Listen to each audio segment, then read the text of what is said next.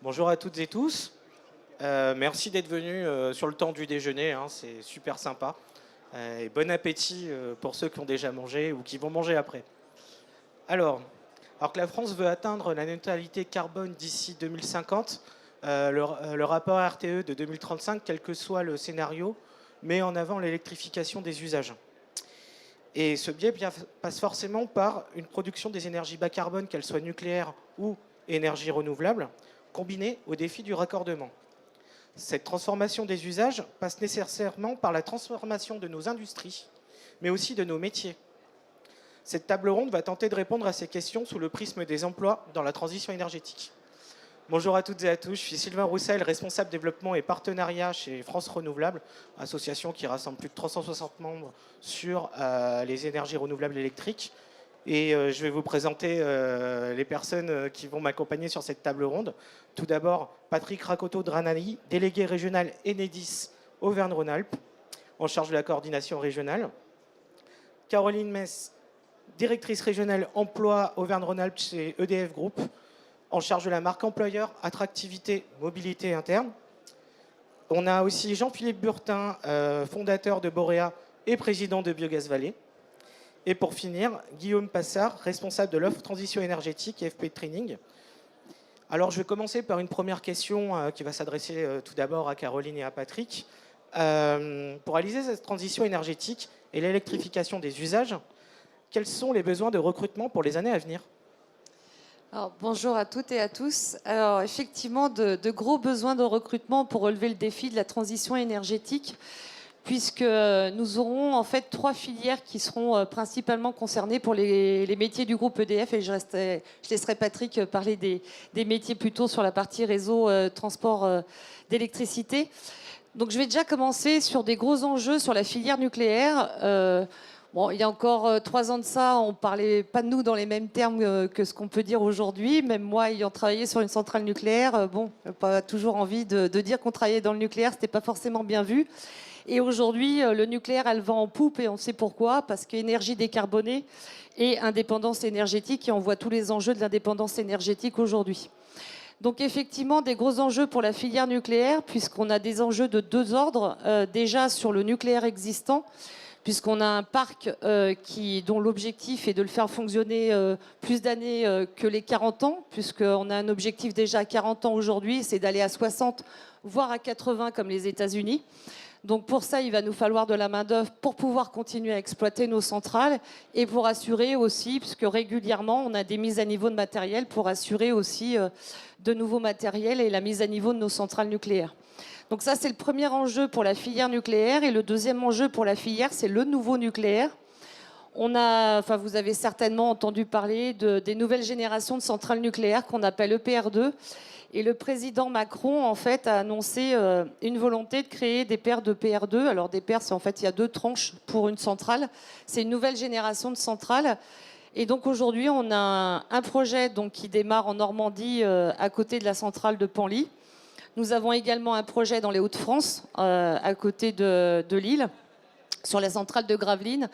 Et il y a un projet en discussion, puisque nous aurons les débats publics l'année prochaine, pour un projet EPR2 dans l'Ain, à côté de la centrale nucléaire du Bugey.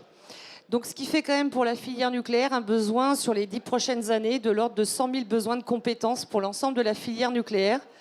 Et quand on dit la filière nucléaire, en fait, ce sont les grands donneurs d'ordre, comme EDF, comme CEA, comme Daval Group, comme Orano, Framatome, et également tous les partenaires industriels de la filière. Donc 100 000 besoins de compétences sur les 10 prochaines années, du bac pro au bac plus 5. Donc c'est un défi colossal pour nous d'attirer effectivement de la main-d'œuvre dans cette filière nucléaire. Et la deuxième filière, dans le cadre de la transition énergétique pour le développement du mix énergétique, c'est tout ce qui va concerner les services énergétiques et renouvelables. Et là, en fait, on est de l'ordre de besoin de 5 000 besoins de compétences par an sur les 10 prochaines années. Donc, ce qui fait 50 000 besoins. Et puis, je laisserai les 50 000 restants à Patrick. Ce qui fera 200 000 au total. Vous ferez l'addition, vous verrez, ça va vite. Et effectivement, de gros enjeux sur les services énergétiques et le renouvelable dans le cadre du mix énergétique, donc pour le développement de tout ce qui va être biomasse, éolien, photovoltaïque, hydrogène, sur lesquels on a des gros enjeux aussi pour développer le mix énergétique avec un équilibre renouvelable et nucléaire. Et je te laisse compléter, Patrick. Oui, bonjour à tous.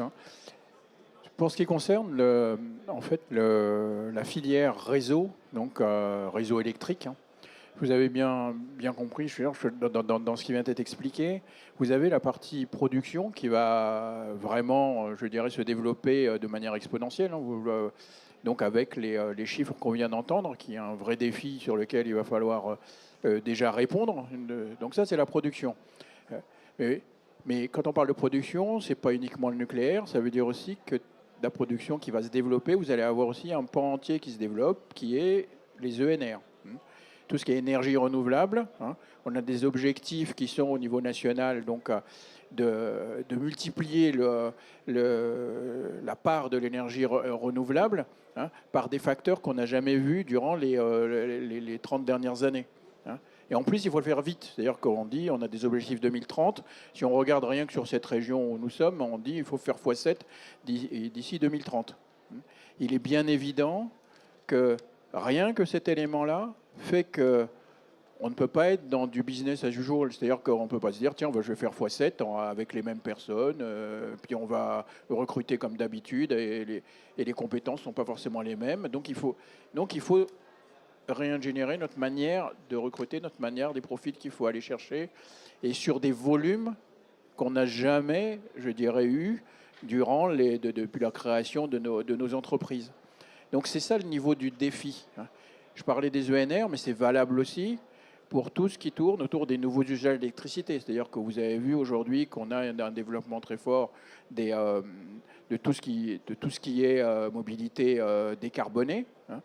Donc aujourd'hui, on a autour d'1,8 million de véhicules électriques. On va passer à 18 millions en 2035. Même aujourd'hui, quand on parle, il y a déjà 25% des véhicules neufs qui est du véhicule électrique. Et tous ces véhicules-là, chacun d'entre nous, d'ici 2035, il n'y aura plus que ces véhicules-là qui seront, en tout cas dans le flux, qui vont arriver sur le réseau. Ils vont avoir besoin donc des bornes de recharge, aussi bien chez soi que sur l'ensemble du territoire. Ça aussi, c'est des compétences particulières, c'est aussi des besoins particuliers. Donc et là, je pourrais l'égrener comme ça, mais on n'a pas le temps de tous les cas de figure d'augmentation aujourd'hui de besoins. Donc les industries font aussi du bas carbone, donc ils vont faire du repowering. Donc tout ça, ça nécessite à la fin, à chaque fois, à se plugger à un réseau. Il faut un réseau électrique. On s'électrifie de plus en plus. Donc, et aujourd'hui, sur la filière réseau, effectivement, on évalue les besoins dans les 10 prochaines années à un rythme qui tourne autour de 8 500, 9 000 par an.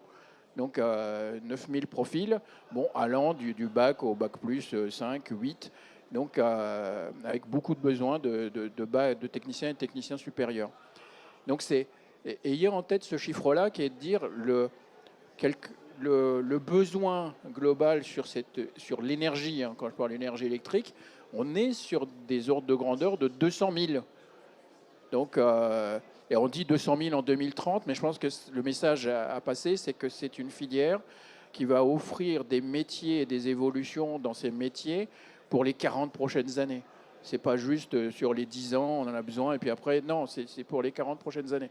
Donc c'est vraiment ça, les ordres de grandeur, c'est 200 000, donc dont il faut trouver une solution pour le faire différemment et pour trouver ces profils, donc, et pour attirer de plus en plus de jeunes et de moins jeunes à aller vers nos métiers. Donc, je vais rebondir sur les propos de mes voisins.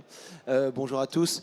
On voit bien qu'il y a une tendance de fond, et on le voit bien sur les besoins en compétences pour 2030, 2040, 2050. Et voilà, c'est la vision où on va aller. Mais je voulais juste faire un point parce que je parlerai après pour ma part. Mais si on prend aujourd'hui, si on prend le premier trimestre 2024 en France, c'est près de 340 000 emplois ouverts où on recherche du monde dans l'énergie positive en France. Je vais mettre, il y a un peu de nucléaire, on va mettre l'éolien, le solaire, la méthanisation, le biogaz, l'agriculture durable, l'environnement, les déchets. Si on prend ces secteurs-là qui sont des énergies positives pour demain, pour nous, ici présents, pour les générations futures, c'est déjà près de 340 000 offres ouvertes. Donc on imagine, on va ajouter tout ce qui est à ma droite, on va en ajouter un peu à gauche avec la formation. Donc ça va représenter un potentiel d'emploi très important et on parle que de la France, sachant que toutes nos entreprises ont aussi des visions à l'international. Donc on imagine bien que ça ne peut être que le début d'une très très grande aventure. Voilà. Merci pour ces chiffres. Et du coup, la deuxième question que j'aimerais aussi vous poser, c'est qu'on a parlé de 200 000 emplois à pouvoir d'ici 2030-2035. Mais surtout, je veux savoir, que faites-vous déjà et que faut-il faire pour attirer ces candidats vers ces métiers de la transition énergétique? Alors, ce qu'on fait, oui, parce qu'effectivement, ça commence et on est déjà dedans. Et je dirais, au-delà de la transition énergétique, déjà, notre grand enjeu, nos gros enjeux en tant qu'industriels, c'est de donner envie aux jeunes, et peut-être aux moins jeunes, de venir travailler dans l'industrie. Enfin, Germinal, Zola, c'était il y a quand même pas mal d'années. Et qu'aujourd'hui, dans l'industrie, on peut pleinement s'épanouir, on peut faire de beaux parcours. Et ça, c'est ce qu'on doit vendre aux jeunes et à leurs parents. Parce que c'est vrai que les parents, pour eux, c'est bien d'aller dans la finance, c'est bien d'aller dans les cabinets de consulting, mais l'industrie, pas forcément la première voie qu'ils voient pour leurs enfants. Donc en fait, nous, dès le collège, voire même en primaire, en fait, on doit occuper le terrain des écoles, de la primaire, des collèges, des lycées, pour dire, voilà, venez dans l'industrie. Et pour ça, on travaille avec l'UMM sur la métallurgie. On avance ensemble pour redonner aux jeunes l'envie de venir dans l'industrie et de montrer que sur l'industrie, en fait, il n'y a pas de portable, il n'y a pas de téléphone, il n'y aurait même pas de pain parce qu'il n'y aurait pas de four. Donc voilà, l'industrie, en fait, elle est au cœur de nos vies et c'est pour ça qu'ils peuvent trouver du sens en venant rejoindre l'industrie. Donc on est présent dans les lycées puisqu'on va accompagner notamment tout ce qui est stage seconde, puisqu'on doit en faire dès cette année, donc on fera des parcours. Sur les troisièmes, on fait aussi des parcours collectifs pour faire découvrir les métiers de l'industrie et pas que ceux de la transition énergétique, mais globalement pour l'industrie. Ça, c'est nos gros enjeux en tant qu'industriels. Et après, on a tout un travail aussi avec France Travail. France Travail, en fait, qui développe de nouvelles méthodes de recrutement qui nous permettent d'aller chercher des publics qu'on n'aurait pas été, enfin, qui ne seraient pas naturellement venus dans notre industrie. Vous avez notamment des méthodes de recrutement par simulation ou du stade vers l'emploi qui permet en fait de voir des aptitudes des candidats et pas seulement de recruter sur CV avec j'ai fait ça telle année à telle année. Là, on est vraiment sur l'appétence, sur l'aptitude et ça, c'est un vrai plus aussi pour aller recruter autrement. Et il y a tout le travail qu'on fait avec le rectorat. Le rectorat aujourd'hui est en train d'adapter toute la carte des formations pour répondre aux besoins des industriels et notamment ceux de la transition énergétique. Et donc, il y a ce qu'on appelle de la coloration qui est faite sur les diplômes. C'est des heures qui vont être données aux jeunes de différents niveaux, y compris dans les études supérieures, notamment sur le nucléaire, mais également sur la partie réseau de transport. Donc, tout ça, en fait, pour nous permettre d'avoir les compétences qui vont être... à la fois qu'on soit attractif et qu'on ait des compétences qui puissent venir rejoindre nos métiers.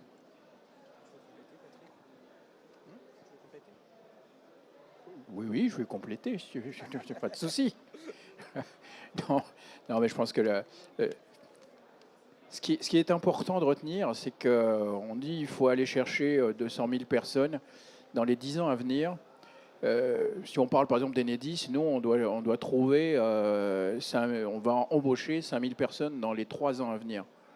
Donc vous voyez, c'est pas une vision à se dire tiens on va regarder dans 10 ans si on y arrive. C'est tout de suite qu'il faut qu'on s'y mette. Donc ça veut dire dans ce qu'on fait déjà, je veux dire et qu'on accélère. Le premier point, c'est effectivement pour la préparation de l'avenir. Il faut développer en fait l'attractivité de nos métiers en amont de l'orientation. C'est-à-dire Donc il faut les prendre très tôt. Il faut aller, comme nous tous, hein, nos enfants, les choix, ils se font petit à petit au fur et à mesure de leur évolution. Et quand on dit il faut appuyer sur cette attractivité, c'est pas uniquement aller vers les jeunes, en fait, et dans l'école, hein, il faut y aller, c'est sûr, mais il faut surtout nous convaincre, quand je dis nous, c'est nous parents. Je veux dire, en tant que parents, et aussi tous les professionnels, je dirais, de l'éducation, les conseillers d'orientation, ceux qui sont dans les CIO, tous ceux qui ont un rôle, en tout cas, de prescripteurs dans les métiers du futur. Et on se rend compte, en fait, que autant sur leur connaissance, ils ont une connaissance générale, ils peuvent avoir pas mal de choses, mais en termes de formation continue, tout ce personnel qui est très dévoué, en tout cas, sur le sujet de passer ce message de l'attractivité, ben, ils n'ont des fois pas cette information, et nous, on travaille très fortement là-dessus. Donc le premier levier, très clairement, c'est ce développement-là. Et les deux autres leviers, c'est bien sûr, c'est de travailler avec là sur la notion de formation initiale. Là. Donc tu as parlé des colorations de diplômes. Quand on parle de coloration de diplôme, ça veut dire quoi? Ça veut dire que on fait en sorte que sur des formations initiales qui sont déjà adaptées, je dirais, à nos métiers, ils puissent être colorés d'un certain nombre d'éléments complémentaires, hein, qui leur permettent d'être très rapidement, hein, donc employables au sens noble du terme, hein, vis-à-vis de la filière considérée. C'est-à-dire que, je vous donne un exemple simplement, c'est-à-dire que si sur les filières réseau, par exemple, dès leur formation, on va s'attacher à ce qu'ils aient déjà leur habilitation en sortant de leur formation, plutôt que de re-rentrer en formation, en fait, quand ils sont pris dans une boîte. Donc ils repartent pendant 3 mois, 4 mois. Là, c'est directement dans la formation que c'est pris. Et le dernier point, c'est il y a les formations initiales, mais il y a aussi, je dirais, le vivier de toutes les personnes qui sont en réorientation, en reconversion. Et là, c'est un vivier ça représente 300 000 à 400 000 personnes par an en France. Hein. Donc, et parmi ces 400 000 personnes, il y en a qui peuvent effectivement, du fait de leur expérience, aller vers ces nouveaux métiers. Donc, par exemple, du monde du réseau. Hein. Parce que souvent, quand je vous dis il faut être électricien, vous avez une image dans la tête. Hein. Vous dites, tiens, il y a quelqu'un qui est plutôt un homme qui vient chez moi et qui va sur mon compteur. En gros, c'est ça, quoi. Et il a souvent un tournevis dans la main avec un truc qui s'allume. Donc, on a des préjugés. Hein. On pense rarement que ça peut être un pilote de drone aujourd'hui, dont on a besoin. Donc, et ça doit même être de plus en plus une fille. Je veux dire, la féminisation, c'est aussi une solution, hein, pour faire en sorte que le nombre de candidats soit beaucoup plus développé. Et là, malheureusement, dans les filières, il y a peu de filles, parce que là aussi, il y a des préjugés. Hein. On a l'image que je disais tout à l'heure. Donc, quand on dit « qu'est-ce que tu veux faire plus tard », je ne veux pas être celui qui vient faire ça, parce qu'on a ça dans la tête. Le métier n'est plus du tout ça. Donc, à nous aussi de faire cet effort, en tout cas, de faire connaître, aussi bien aux professionnels de l'orientation qu'aux jeunes eux-mêmes, donc ces nouveaux métiers, ou ces métiers qui existent, mais dont ils avaient une image qui est un peu déformée. Et donc, juste pour... moi, je rebondis, hein, je fais que ça, moi, je fais que rebondir sur les questions. Alors, sur un chiffre que je voulais sortir, par rapport, je veux dire, au nombre de femmes, au taux des femmes dans les énergies renouvelables, et j'en parlais avec mon confrère Jens de chez Elatos, juste avant, et des données qui se sont recoupées entre nous. Aujourd'hui, dans les énergies renouvelables, le taux de femmes cadres, c'est de 24%. Voilà. Donc on n'est pas 50-50. Ce qui, je pense, est plus fort par rapport à d'autres industries, mais on voit bien, voilà, il y a une tendance qu'il faut améliorer. Mais là, je voulais vous donner un chiffre parce qu'on a pu en parler avec mon confrère.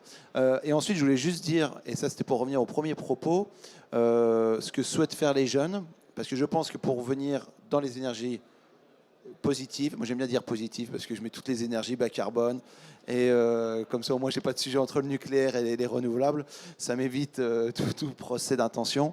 Ce qui est important, c'est la communication, c'est comment on attire. On est les premiers On doit faire ça auprès de nos jeunes générations. Certains d'entre vous ont peut-être des enfants qui commencent à chercher du job. On doit leur dire, venez dans ce secteur-là, il y a plein de choses, il y a plein de boulot, on le sait tous. Mais aujourd'hui, il faut être clair. Il y a une étude qui était sortie l'été dernier. Un jeune qui sort avec le bac, que veut-il faire? 3 jobs. Agent immobilier, décoratrice intérieure, youtubeur. Voilà, ça c'est la réalité du terrain. C'est-à-dire que il y a quoi? Il y a 0 dans l'industrie. Agent immobilier, si tu n'as pas d'argent, tu n'achètes rien. Donc voilà. On va faire des émissions à la télé aussi. Exactement. Non mais voilà. Ce qui montre bien qu'aujourd'hui, on le voit très bien parce que recruter, il faut qu'il y ait des gens qui soient ingénieurs. C'est ce qu'on fait. Hein. Oui, tout à fait. Mais alors, je suis d'accord, il faut utiliser les réseaux, il faut utiliser Insta et autres, Et TikTok pour leur dire venez dans la centrale de Paluel pour être technicien maintenance. Ouais, alors, je pense que c'est important. Je pense que si on démarque sur ces réseaux-là, ça va être complexe. Mais c'est-à-dire qu'aujourd'hui, il faut leur dire c'est quoi le métier? C'est du concret. Et leur montrer que c'est quelque chose qui va évoluer avec leur temps. Et c'est des métiers qui sont, moi je trouve tellement riches. Moi ça fait 15 ans que je suis dans le secteur des énergies, 8 ans dans la transition énergétique et dans le recrutement. Les métiers, il y a tellement d'innovation, mais personne ne le sait.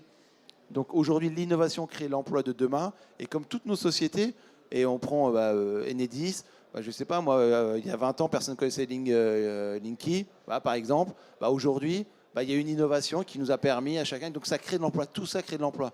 Dans le gaz, on injectait du gaz dans un sens, c'est dans le réseau. Aujourd'hui, on le fait remonter pour le stocker, pour en avoir plus dans les moments creux, pour le réinjecter. Tout ça, ça crée de l'emploi. C'est de l'innovation. Mais c'est vrai qu'on n'en parle pas. C'est vrai que c'est pas forcément super sexy comme job. Voilà, parce que c'est mieux d'être à la plage et à vendre un truc sur Insta. Mais techniquement parlant, je pense que celui qui est plus pérenne, c'est quand même tous ceux qui sont dans la salle. C'est ceux qui ont un emploi durable sur notre territoire, qui crée de la valeur. Et je pense que c'est sur ces métiers-là qu'on doit orienter toutes les jeunes générations. Et on est tous des jeunes ici. Voilà. Guillaume, si tu veux compléter. Oui, pour compléter, bonjour à tous déjà. Donc, je vais prendre la casquette côté formation pour vous expliquer un petit peu, nous, comment on s'adapte à ces besoins qui ont été exprimés et qui sont en effet colossales. Donc, il y a 2 aspects qui ont été justement mentionnés, l'aspect formation initiale et l'aspect formation continue. Si on regarde ça, il y a des dispositifs en place qui ont été qui sont en cours de déploiement par l'État autour des AMI-CMA, où il va y avoir pas loin de 30 milliards débloqués sur les prochaines années. Donc ça permet vraiment de structurer les différentes filières autour des nouveaux domaines. Et on le voit bien, il y a une vraie émulation autour de ça. Par exemple, si je prends un exemple, dans le nord de la France, il va y avoir 5 gigafactories qui vont ouvrir, 15 000 emplois qui vont se créer sur les 6-7 prochaines années, 70% d'opérateurs. Évidemment, il faut que les filières se structurent pour répondre à ce besoin. Et pour ça, il y a besoin de fonds. Donc les fonds, on arrive à les obtenir par l'État. Le problème, si on réfléchit que formation initiale, c'est qu'il y a une inertie et en fait, on va avoir des personnes sur le marché de l'emploi dans quelques années. Or, il y a besoin de personnes, comme on l'a dit, dès à présent. Donc c'est là que côté IFP Training et côté formation continue, on peut intervenir avec la mise en place de programmes passerelles, de programmes pour favoriser le retour à l'emploi, de plein de choses en soi. Et là, il y a un vrai continuum de formation qui est en train de se créer et qu'on voit se créer sur le milieu de la formation. Les premières choses, nous, qu'on a dû mettre en place, ce sont notamment des formations à destination plutôt d'ingénieurs, de cadres, de dirigeants qui, en fait, cherchent à comprendre ces nouveaux domaines de la transition énergétique, d'autant plus quand il s'agit de domaines qui ne sont pas matures, comme l'hydrogène, enfin moins matures que des secteurs comme le nucléaire, où en fait, voilà, il y avait ce besoin pour les aider dans leur prise de décision. Maintenant, on voit que sur de nombreux domaines, les batteries, je l'ai nommé, l'hydrogène aussi, on commence à passer le cran d'après, en fait. Et là, il y a des besoins qui commencent à se faire sur des formations beaucoup plus techniques, beaucoup plus pointues, pour développer de l'expertise au sein des acteurs. Et il y a évidemment la notion de coloration, comme on l'a dit, acquérir un vernis, mais là on commence à aller un petit cran plus loin et à se heurter à des vraies problématiques terrain. Et en fait, les premiers projets nous permettent d'avoir ce retour d'expérience et nous permettent de commencer à former en allant un cran plus loin. Et puis demain, sur les filières qui sont plus en retrait et moins matures, il y aura vraiment toute la formation des opérateurs. Et par exemple, sur le sujet batterie, on y est.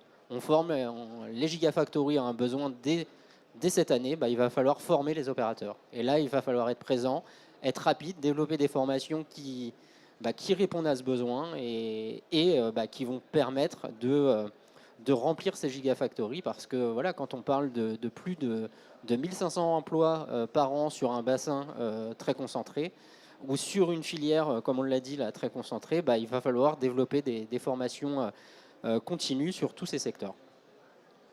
Sur la dernière question, je vais rebondir sur ce qu'a dit Jean-Philippe. On est sur des métiers qui assurent, on va dire, sur 30-40 ans de la formation continue. Et la question que je vais poser aussi aux recruteurs, c'est de dire comment s'assurer de l'épanouissement des salariés et ou des candidats à la formation, en tout cas dans la transition énergétique. Donc là, c'est une question que pour moi. J'ai de la chance. Non, mais les autres vont répondre Voilà, aussi, bon, t'inquiète très pas. bien. Donc pour ceux qui ne le savent pas quand même, je vais quand même dire, je suis fondateur de Borea, qui est un cabinet de recrutement, de chasse de talents dans la transition énergétique, donc depuis 8 ans. On est basé à Paris, à Lyon bien sûr, c'était le minimum pour être présent, à Montpellier et Bordeaux. Aujourd'hui, ce que souhaitent les candidats, c'est important parce qu'il y avait ce que l'on souhaitait avant 2020. Je ne sais pas, 2020, il y a eu quelque chose, ça a un peu changé notre façon de fonctionner au niveau professionnel et personnel, ce qui fait que depuis 3 ans, on doit s'adapter.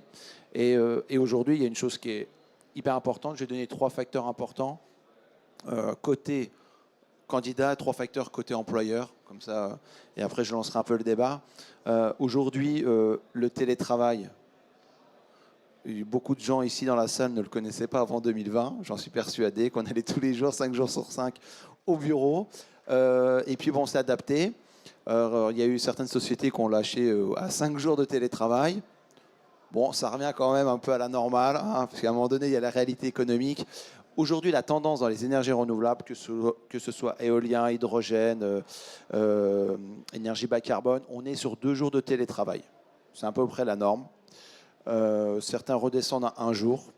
Moi, le premier, je tiens à dire, dans ma société, ils sont passés de 2 à 1 jour. Donc, j'ai évité une révolution parce que j'ai donné le vendredi en télétravail.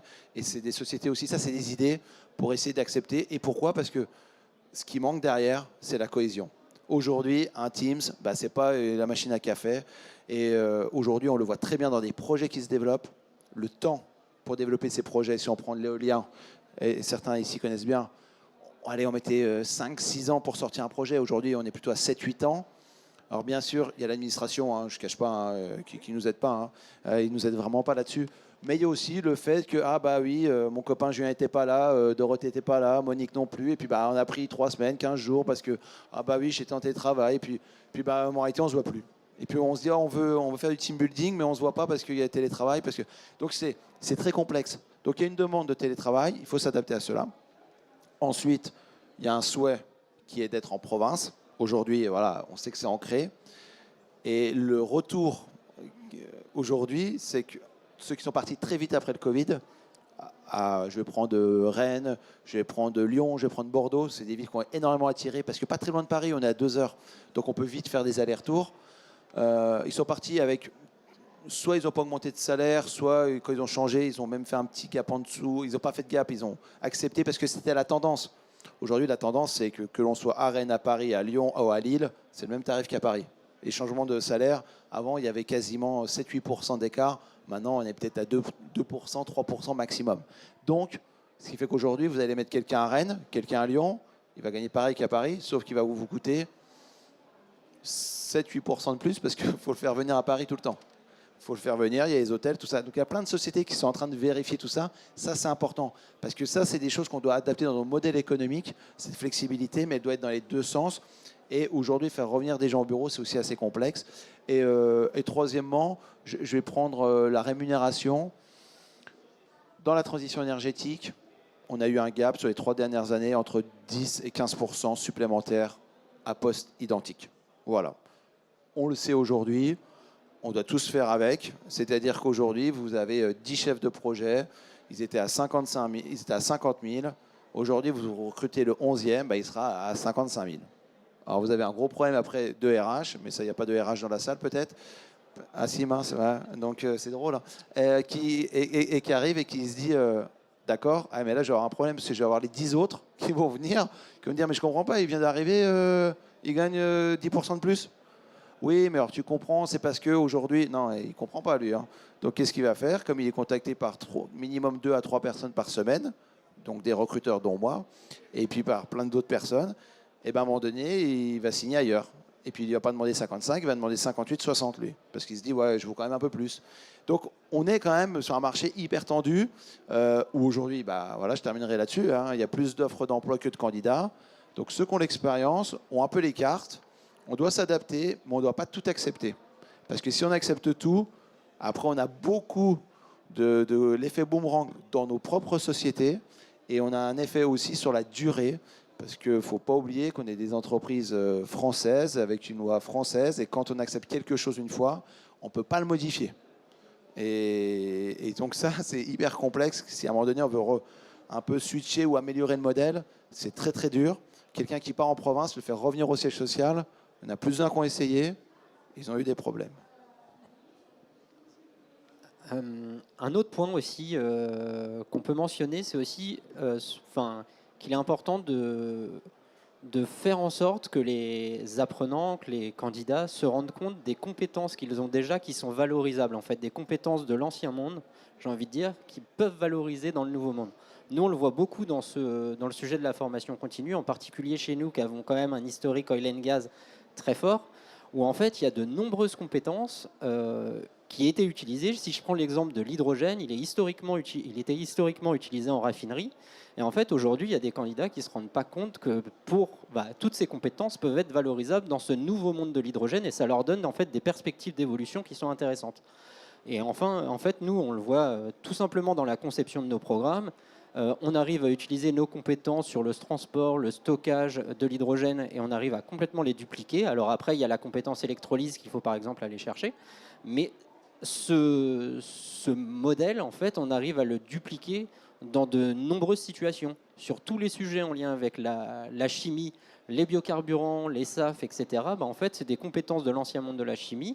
Il y a des nouveaux intrants, il y a de la biomasse, il y a des choses comme ça, mais en fait, c'est des compétences, des procédés qui sont assez proches. Il y a des catalyseurs qui vont changer, des choses comme ça, il y a des adaptations, il y a des nouvelles briques technologiques, mais au final, il y a quand même de nombreuses compétences qui sont complètement transposables, et en fait, on arrive à donner aux candidats des nouvelles perspectives. En fait, des opérateurs de l'ancien monde se rendent compte qu'ils peuvent en fait devenir opérateurs dans le nouveau monde des énergies. Alors peut-être pour compléter effectivement de ce qu'on peut faire dans un groupe. Alors déjà en termes d'attractivité, à l'embauche, on est bien classé, hein, parce qu'aujourd'hui une entreprise comme EDF, on est la première entreprise au niveau de l'énergie qui plaît aux jeunes diplômés des études supérieures. Donc on reste quand même dans le leader. Par rapport à l'image de marque de notre entreprise, y compris sur les stages et sur les alternants, où on sait accueillir, on sait accompagner. Et c'est ça qui fait la force aussi d'un groupe comme EDF, c'est que l'accompagnement de nos collaborateurs, c'est dans notre ADN. Hein. Dès qu'on rentre dans l'entreprise, il y a tout un dispositif d'accompagnement. On sait accompagner nos collaborateurs tout au long de leur vie. C'est-à-dire déjà quand on arrive, parce qu'on n'apprend pas à conduire une centrale nucléaire à l'école, hein, donc il va falloir retourner un peu sur les bancs de la formation, et ça, la formation, c'est quelque chose de très important dans une entreprise comme la nôtre.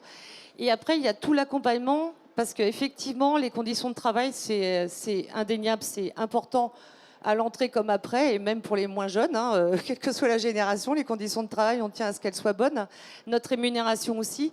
Et ce qui est important après, c'est le parcours collaborateur. En fait, c'est parce que dans des entreprises comme les nôtres, où on a quand même des durées, des carrières qui sont longues, on a en fait aussi des dispositifs où il y a des personnes qui sont là aussi pour accompagner les collaborateurs dans leur parcours professionnel. Et je dirais que la chance d'avoir un groupe intégré comme EDF qui va de la production à la commercialisation, qu'on soit à la campagne, au bord de mer, dans les Alpes, c'est qu'en fait, à un moment de sa vie, et moi j'ai pas mal bougé aussi dans une entreprise comme la nôtre, c'est qu'on va trouver aussi quelque chose qui va correspondre à notre moment de vie. C'est qu'à un moment, quand on a des grands-enfants, il vaut mieux être en grande ville. Quand ils sont petits, à la campagne, c'est quand même sympa. Et qu'on va pouvoir être à la fois dans des bureaux d'études, dans des grandes villes, on va pouvoir être sur une centrale nucléaire, sur une centrale hydraulique. Enfin, il y a une telle diversité d'environnements et ça, c'est un vrai plus pour conduire toute une carrière. On va pouvoir s'épanouir. Et je dirais même, et c'est ce que je dis aux jeunes quand je vais les rencontrer dans les écoles, c'est de leur dire oui, effectivement, vous choisissez un poste, un emploi à l'entrée, mais c'est pas ce qui va conduire toute votre vie. Hein. Il y a un moment, vous pouvez rentrer technicien d'exploitation, puis vous serez manager et vous irez dans les ressources humaines et vous ferez de la finance. C'est ça aussi la richesse que peuvent offrir des groupes comme un groupe EDF, c'est que si on n'a pas envie de faire le même métier toute sa vie, et moi je suis bien placée pour le savoir, j'étais juriste à la base, j'ai fait ça 5 ans et après j'ai fait toute autre chose et je me suis baladée dans la France grâce à une entreprise dans différents environnements professionnels. Et ça c'est un vrai atout aussi et ça donne du sens parce que je pense que tout à chacun, qu'on soit jeune ou moins jeune, il y a aussi la recherche du sens de ce qu'on fait dans nos activités.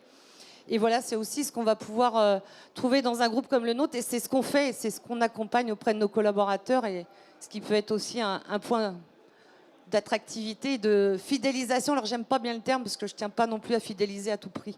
Les gens qui ont envie de partir, il faut qu'ils partent.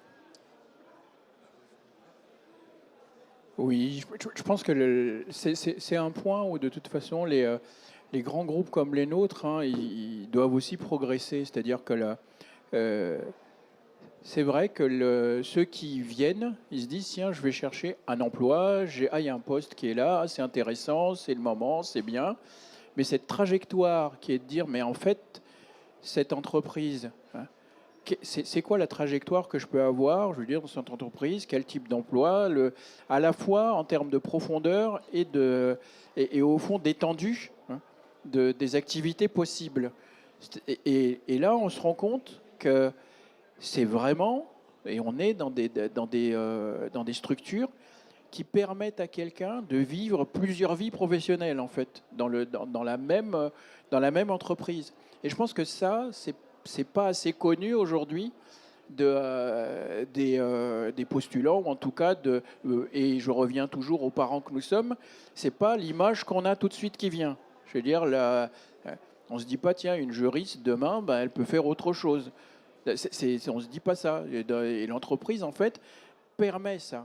Et elle fait en sorte d'accompagner chacun pour dire, mais qu'est-ce que tu veux faire pour le coup d'après, essayer d'accompagner un parcours tout au long de la vie professionnelle. Puisqu'on a une expérience, en fait, qui est d'être dans des entreprises où les personnes qui rentrent, ils rentrent normalement pour longtemps. Donc on a un dispositif d'accompagnement tout au long de la vie professionnelle qu'on ne retrouve pas dans d'autres entreprises. Hein. En tout cas, pas aussi prégnant. Et je pense que sur le sujet que tu indiquais tout à l'heure, on disait en remarque liminaire tout à l'heure, il y a un besoin au fond autour de 200 000 profils donc, dans les 10 ans à venir. Hein. C'est pour ça qu'on est tous ensemble aussi là-dessus pour dire il ne faut pas que chaque structure, chaque entreprise se dise bah, moi je me mets dans mon coin, j'essaye de prendre ce dont j'ai besoin et comme tu disais, au fur et à mesure, on dit tiens j'en ai pris 10, soit super, j'ai fait mon objectif dans tel coin. Hein, et en fait, ça entraîne entre nous une forme de cannibalisation du système qui va de toute façon être mortifère pour les filières, toutes les filières. Parce qu'il va y avoir effectivement un certain nombre une logique un peu naturelle de mercenariat qui va se mettre en place, où les gens vont dire je viens là, je viens 1 an, c'est des métiers en tension, je vais aller de l'autre côté, et ainsi de suite. Mais ça ne construit pas, en tout cas, ce dont on a besoin pour réussir la transition écologique et énergétique de ce pays. Ce n'est pas possible. Nous, on a besoin de personnes qui quelque part, hein, non pas on va les fidéliser à tout prix, hein, mais qu'ils soient attirés par le métier, hein, et qu'ils aient plaisir à le faire et qu'on ait les réponses nous aussi, hein, par rapport à leurs aspirations, de dire c'est quoi les aspirations, et qu'on soit au niveau. Aujourd'hui. Force est de constater que sur les aspirations qui ont été indiquées tout à l'heure, on est au niveau. L'offre correspond. La difficulté qu'il y a aujourd'hui, c'est le vivier, c'est la taille du gâteau. On dit on est prêt à en prendre beaucoup plus, hein, mais aujourd'hui il y a des formations, y compris dans cette région, hein, il y a 150 places, il y a 80 candidats qui viennent. Donc il y a 70 places de perdus. Je veux dire, comprendrait. Hein. Donc c'est là où il faut accentuer en tout cas pour que le gâteau il grossisse, donc avec les leviers qu'on disait tout à l'heure, hein, et notamment ces notions à la fois de reconversion, réorientation, et c'est un sujet vraiment majeur ça, et la féminisation. Ça c'est des points qu'effectivement dans le passé on n'avait pas appuyé assez fort, je pense, sur ces sujets-là. Aujourd'hui, ces leviers-là fonctionnent en plus, ça on le voit, hein. Je veux dire, moi, pour le vivre sur le terrain, là, sur cette région, la féminisation augmente fortement et on a des femmes qui sont très heureuses de faire ces métiers, mais parce qu'elles n'imaginaient pas qu'elles étaient capables de le faire, hein. Et je finis juste sur ce qu'il y avait la réflexion sur les réseaux sociaux.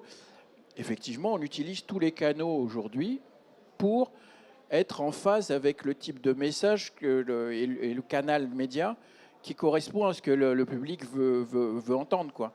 Donc oui, on utilise ces points-là aussi, et ça fonctionne beaucoup mieux d'ailleurs que qu'il y ait quelqu'un qui vienne avec un PowerPoint et qui explique le truc. Ça ne marche pas, quoi. Je veux dire, c'est du témoignage, il n'y a rien de plus efficace, par exemple, pour la féminisation, c'est ce qu'on fait, que nos agents féminins aillent, hein, et expliquent leur travail, expliquent ce qu'ils font. Il y a une petite vidéo qui les montre en situation, voilà ce que je fais, et ça crée quelque chose d'assez qui au fond est assez sociétal, hein. C'est que les filles, notamment dans les lycées et les collèges, se rendent compte que c'est possible.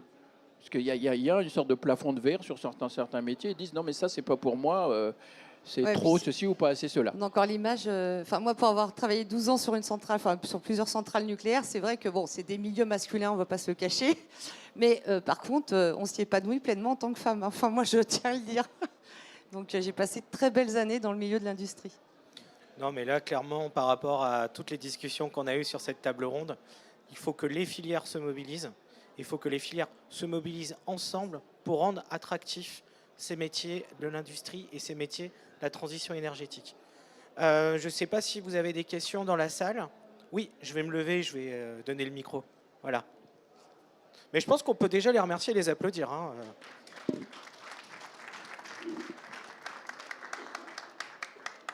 Oui, bonjour, merci. Concernant la reconversion professionnelle, j'aimerais vous entendre sur l'emploi on va dire, à partir de 50 ans. Est-ce que vous êtes prêts, vous, dans vos organisations, à recruter? Et si oui, avec quel type de compétences est-ce que vous recherchez? Je prends le sujet. Oui, un grand oui. Je suis un cabinet de recrutement. Derrière, moi, j'ai un client. Donc moi, je leur propose toutes les compétences du monde, tout ce qui est possible en compétences. Après, il y a des choix. Et je vais prendre un exemple concret. Je ne vais pas citer.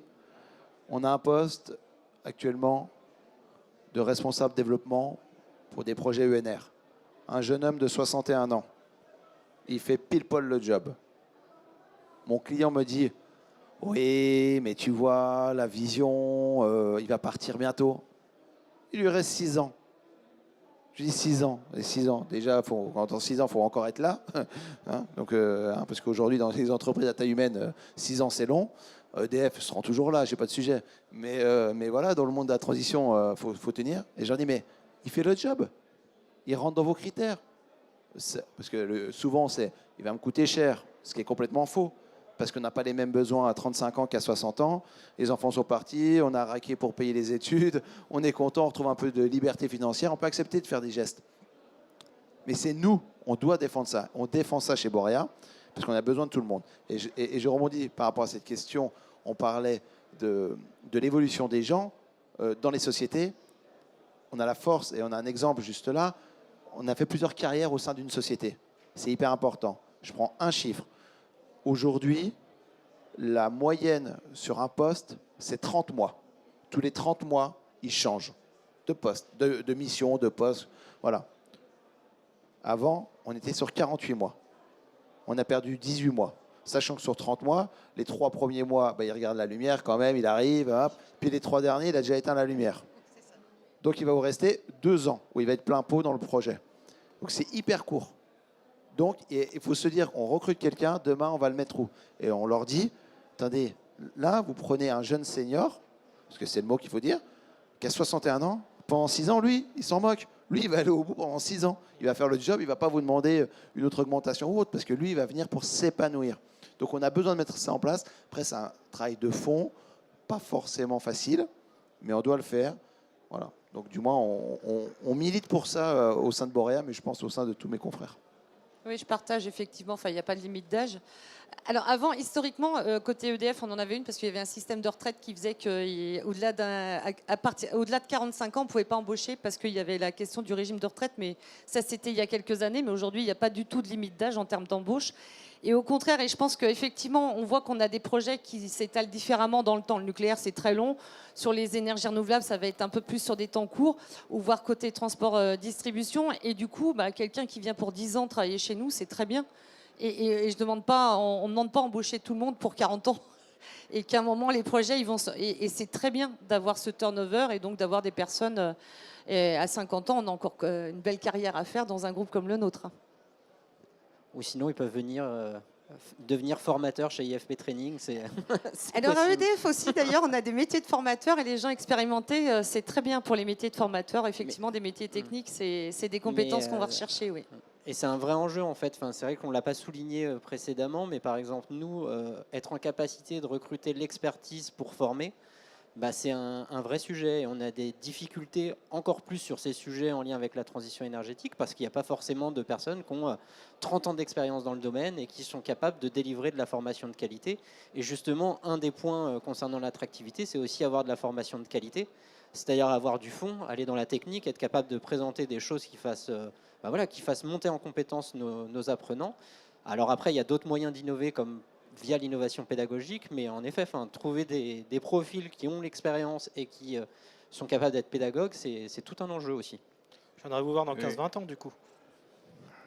Non, mais vraiment là-dessus, je disais tout à l'heure, un des leviers, c'est la reconversion, la réorientation. Il faut que on soit logique avec nous-mêmes aussi, quoi. Je veux dire, quand on pousse ça, ça veut dire que concrètement, derrière, on va avoir des gens qui sortent pas de l'école, je veux dire, en reconversion. Hein, sinon, il y a un petit problème. Donc là-dessus, c'est concrètement, ça se matérialise comment ? Ça veut dire, je vais te donner un exemple. Hein, on l'a fait, par exemple, et ça a été en plus initié sur cette région, hein, ça a été nationalisé après. On s'est posé la question, quand vous parliez de Linky tout à l'heure, quand on a posé les Linky de manière industrielle sur toute la France. Donc 35 millions d'actes à faire, hein, quelque part, d'intervention. Donc on s'est dit, tiens, là, il y a une matière à se réfléchir, à dire, tiens, on a des personnes qui peuvent être en reconversion. Hein. Même logique, le fait d'agrandir le gâteau, parce qu'il y a un besoin qui est là. On les forme, hein. Ils vont avoir un job. Hein. Et en plus, derrière, ils ont une perspective. C'est-à-dire que c'est ce qu'on a fait. Là, sur cette région, j'en ai embauché 450, hein, je veux dire, qui étaient dans ce format-là, donc qui étaient des jeunes actifs de plus de 50 ans. Donc, qui ont fait le job et qui l'ont très bien fait. Je veux dire, il n'y a pas eu de problème. Hein. Vous l'avez vu, hein, tout s'est bien déroulé. Hein. Et qui, en plus, même après, ont évolué vers la fibre, vers d'autres métiers. Ils ont pu, sans problème, s'ils devaient encore faire des années, je dirais, ensuite. C'est ça la réalité de ce qu'on met en place. Et on le fait aussi aujourd'hui sur des valorisations d'acquis d'expérience, hein, en disant, tiens, il y a des personnes qui effectivement, ont ces âges-là, et ils vont intégrer des équipes, je dirais, des équipes d'intervention chez nous. Hein, donc, parce qu'ils ont une habileté au départ, on les forme comme il faut, ils sont très accompagnés chez nous et ils font le job, et aujourd'hui, il y en a dans toutes les équipes. Je veux dire que, à la limite, le travail que nous avons à faire, nous, c'est cette évolution, en tout cas sociale, parce qu'il faut l'accompagner. Parce qu'effectivement, on n'est pas une entreprise qui avait l'habitude de le faire. Donc il faut que les équipes... En général, dans nos entreprises, on avait celui qui n'avait pas de cheveux ou les cheveux blancs, souvent c'était le plus expérimenté, c'était celui qui était là, qui était senior au titre des compétences. C'était souvent ça. Donc maintenant, ce n'est pas forcément le cas, ça peut être le jeune embauché, hein, qui est là. Donc il faut, je dirais, accompagner ce modèle social qui évolue. Mais je pense qu'aujourd'hui, tout le monde l'accepte bien en se disant, oui, c'est vrai, que dans une vie, on peut tous avoir des changements d'activité, des changements de métier, des volontés de faire autre chose. Et une entreprise comme la nôtre, comme Enedis, ça a dans son ADN, d'offrir cette possibilité-là, de dire tiens, très bien, vous avez les compétences, vous avez nous on vous forme, on vous accompagne pour quelques années ou plus, je dirais, pour faire des emplois qu'on a à pourvoir aujourd'hui. Et en plus, pour compléter, la reconversion, c'est quelque chose qu'on connaît au sein du groupe EDF, parce qu'on a quand même fermé une centrale sans mettre personne dehors. Donc ça, on sait accompagner nos collaborateurs, on a su aussi accompagner nos partenaires industriels. Donc c'est dans notre ADN et la reconversion, quel que soit l'âge, on sait l'accompagner. Et pour compléter aussi, oui, c'est une vraie réalité côté formation. Pour le coup, on a mis en place récemment un programme qui est une certification longue durée pour la reconversion des ingénieurs du thermique dans la mobilité vers les systèmes de stockage électrique. Et au sein de cette formation, c'est une promotion d'une vingtaine de personnes et on doit avoir 3 ou 4 profils seniors qui permettent du coup à des entreprises comme Stellantis ou Renault d'assurer la reconversion de leur personnel. Il faut de la mixité. Eh ben, merci beaucoup. Juste pour préciser, pour la remarque capillaire, j'ai de la barbe blanche, mais je n'ai que 36 ans. Voilà, je tenais à le préciser. Ça arrive très tôt, l'expérience. Hein. Exactement. Et ben, je vous remercie encore Merci une fois pour cette table ronde. Bonne journée. Et à bientôt dans le salon. Voilà.